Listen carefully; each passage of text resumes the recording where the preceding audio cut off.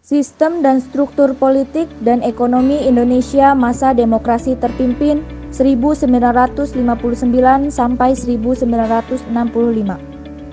Perlu kalian ketahui, dengan dikeluarkannya dekret presiden pada 5 Juli 1959, Presiden Soekarno secara resmi menerapkan pemikirannya dengan mengganti sistem demokrasi parlementer menjadi demokrasi terpimpin. Melalui sistem ini, Presiden Soekarno membawa Indonesia ke dalam suasana konflik antara kekuatan politik yang pada akhirnya melahirkan peristiwa Gerakan 30 September 1965 atau PKI. Pemikiran politik Soekarno akhirnya menjepit dirinya dan mengantarkannya kepada kejatuhan kekuasaan yang dipegangnya sejak 1960. Dinamika politik masa demokrasi terpimpin. 1. Menuju demokrasi terpimpin. Kehidupan sosial politik Indonesia pada masa demokrasi liberal 1950 hingga 1959 belum pernah mencapai kestabilan secara nasional. Kabinet yang silih berganti membuat program kerja kabinet tidak dapat dijalankan sebagaimana mestinya. Partai-partai politik saling bersaing dan saling menjatuhkan. Mereka lebih mengutamakan kepentingan kelompok masing-masing.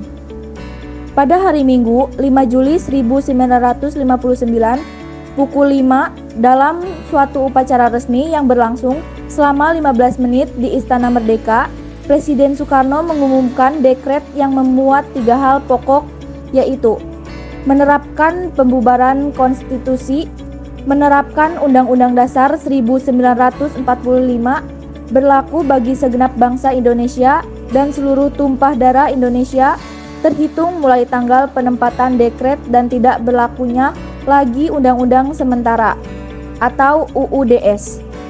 Pembentukan MPRS yang terdiri atas anggota DPR ditambah dengan utusan-utusan dan golongan, serta pembentukan Dewan Pertimbangan Agung Sementara atau DPAS. Dekret juga dapat sambutan baik dari masyarakat yang hampir selama 10 tahun merasakan ketidakstabilan kehidupan sosial politik. Mereka berharap dengan dekret akan mencipta suatu stabilitas politik. Dekret pun dibenarkan dan diperkuat oleh Mahkamah Agung. Dekret juga didukung oleh TNI dan 2 partai besar yaitu PNI dan PKI, serta Mahkamah Agung.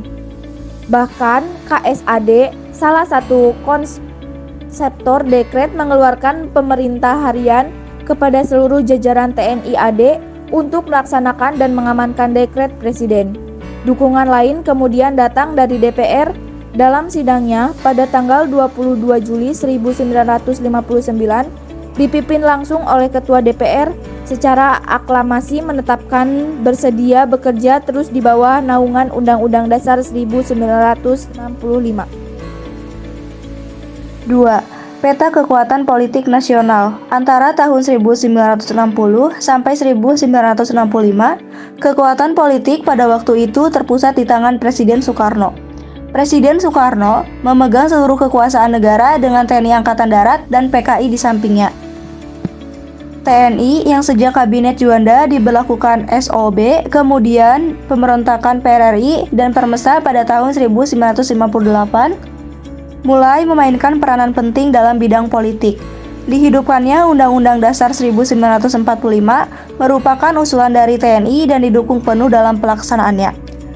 Menguatnya pengaruh TNI Angkatan Darat membuat Presiden Soekarno berusaha menekan pengaruh TNI Angkatan Darat, terutama Nasution dengan 2 taktik, yaitu Soekarno berusaha mendapat dukungan partai-partai politik yang berpusat di Jawa, terutama PKI, dan merangkul angkatan-angkatan bersenjata lainnya, terutama Angkatan Udara. Kekuatan politik baru lainnya adalah PKI. PKI sebagai partai yang bangkit kembali pada tahun 1952 dari puing-puing pemberontakan Madiun 1948.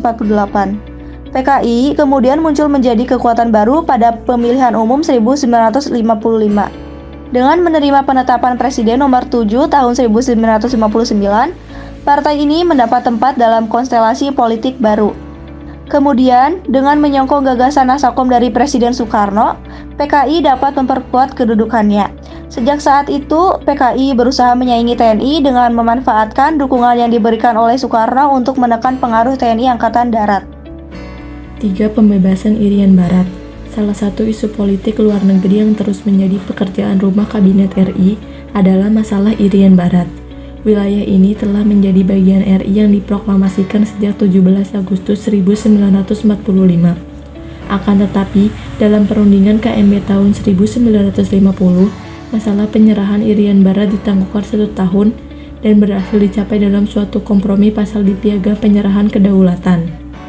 Dalam rangka perjuangan pembebasan Irian Barat, Presiden Soekarno pada tanggal 19 Desember 1961 di depan rapat raksasa di Yogyakarta mengeluarkan suatu komando untuk berkonfrontasi secara militer dengan Belanda yang disebut dengan Trikomando Rakyat. Isi dari Trikora tersebut adalah: gagalkan pembentukan negara boneka Papua buatan Belanda, kibarkan sang merah putih di Irian Barat. Bersiaplah untuk mobilisasi umum guna mempertahankan kemerdekaan dan kesatuan tanah air dan bangsa. Dengan dideklarasikannya, Trikora mulailah berkonfrontasi total terhadap Belanda di Papua. Langkah pertama yang dilakukan oleh Presiden Soekarno mengeluarkan keputusan Presiden nomor 1 tahun 1962 tertanggal 2 Januari 1962 tentang pembentukan Komando Mandala Pembebasan Irian Barat di bawah Komando Mayor Jenderal Soeharto. 4. Konfrontasi terhadap Malaysia. Masalah Malaysia merupakan isu yang menguntungkan PKI untuk mendapatkan tempat dalam kalangan pimpinan negara. Masalah ini berawal dari munculnya keinginan Tengku Abdul Rahman dari Persekutuan Tanah Melayu dan Lee Kuan Yew dari Republik Singapura untuk menyatukan kedua negara tersebut menjadi Federasi Malaysia. Rencana pembentukan Federasi Malaysia mendapat tantangan dari Filipina dan Indonesia. Pemerintah Indonesia pada saat itu menentang karena menurut Presiden Soekarno, pembentukan Federasi Malaysia merupakan sebagian dari rencana Inggris untuk mengamankan kekuasaannya di Asia Tenggara. Pembentukan Federasi Malaysia dianggap sebagai proyek neokolonialisme Inggris yang membahayakan revolusi Indonesia. Oleh karena itu, berdirinya negara Federasi Malaysia ditentang oleh pemerintah Indonesia. Perkembangan ekonomi masa demokrasi terpimpin. Pada masa demokrasi terpimpin, pemerintah berupaya mengatasi permasalahan ekonomi yang terjadi sejak masa demokrasi parlementer. Presiden Soekarno mempraktikkan sistem ekonomi terpimpin dengan terjun langsung mengatur perekonomian. Langkah-langkah yang diambil pemerintah untuk memperbaiki kondisi ekonomi. Langkah yang menunjang perkembangan ekonomi demokrasi terpimpin adalah: 1. Pembentukan Dewan Perancang Nasional. 2. Devaluasi mata uang rupiah. 3. Deklarasi ekonomi. 1. Pembentukan Dewan Perancang Nasional. Dewan Perancang Nasional dibentuk berdasarkan Undang-Undang Nomor 80 Tahun 1958 dan Peraturan Pemerintah Nomor 2 Tahun 1958. Tugas Dewan ini adalah menyiapkan rancangan undang-undang pembangunan nasional yang berencana serta menilai pelaksanaan pembangunan tersebut. Dewan ini diketuai oleh Muhammad Yamin dengan 50 orang anggota. Pelantikannya secara resmi dilakukan oleh Presiden Soekarno pada 15 Agustus 1959. Pada 26 Juli 1960, Depernas berhasil menyusun sebuah rancangan Undang-Undang Pembangunan Nasional sementara berencana untuk tahun 1961 sampai 1969. Rancangan undang-undang tersebut disetujui oleh MPRS dan ditetapkan dalam Lap MPRS Nomor 2 Tahun 1960.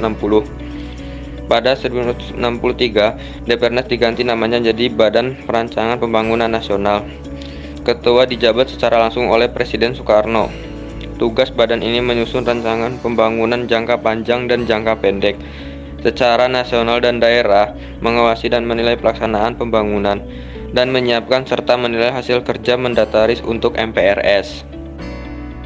2. Devaluasi mata uang rupiah.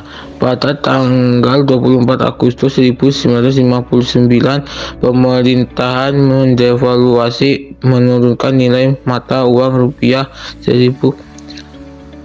dan 500 menjadi 100 dan 50. Pemerintah juga melakukan pembekuan terhadap semua simpanan di bank-bank yang melebihi jumlah 25. Tujuan kebijakan devaluasi dan pembekuan simpanan ini adalah untuk mengurangi banyaknya uang yang beredaran demi kepentingan pribadi dan perekonomian negara. 3. Deklarasi Ekonomi. Pada tanggal 28 Maret 1963, Presiden Soekarno menyampaikan Deklarasi Ekonomi (DEKON) di Jakarta. DEKON merupakan strategi dasar dalam ekonomi terpimpin. Tujuan utama DEKON adalah untuk menciptakan ekonomi nasional yang bersifat demokratis dan bebas dari imperialisme untuk mencapai kemajuan ekonomi. Mengingat tidak mudah untuk mendapatkan bantuan luar negeri, maka pemerintah Indonesia menyatakan bahwa ekonomi Indonesia berpegang pada sistem ekonomi berdiri di atas kaki sendiri. Pada bulan September 1963, Presiden Soekarno memudah pelaksanaan DEKON dengan alasan sedang berkonsentrasi pada konfrontan dan Malaysia. Upaya-upaya perbaikan ekonomi yang dilakukan pemerintah pada masa demokrasi terpimpin tidak menunjukkan hasil yang mengembirakan. Kondisi ekonomi memburuk karena anggaran belanja negeri setiap tahunnya harus meningkat tanpa diimbangi dengan pendapat negara yang memadai. Salah satu penyebab membangkangnya anggaran belanja tersebut adalah pembangunan proyek-proyek mercusuar yang lebih bersifat politik. Salah satu penyebab pembangkangan anggaran belanja tersebut adalah pembangunan proyek-proyek mercusuar yang lebih bersifat politik. Akibat ekonomi makin terburuk, harga barang-barang naik mencapai 200-300% pada tahun 1965, sehingga pemerintah mengeluarkan kebijakan bahwa pecahan mata uang menjadi 100.000 uang lama diganti dengan Rp1 uang baru. Pengganti uang lama dengan uang baru diikuti dengan pengumuman kenaikan harga bahan bakar. Hal ini menyebabkan mahasiswa dan masyarakat turun ke jalan menyuarakan tuntutan rakyat Tritura.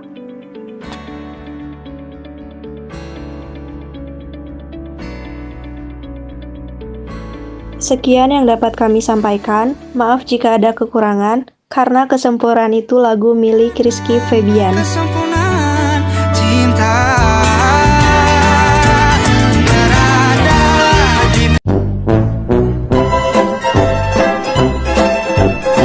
Thanks for watching. Please subscribe.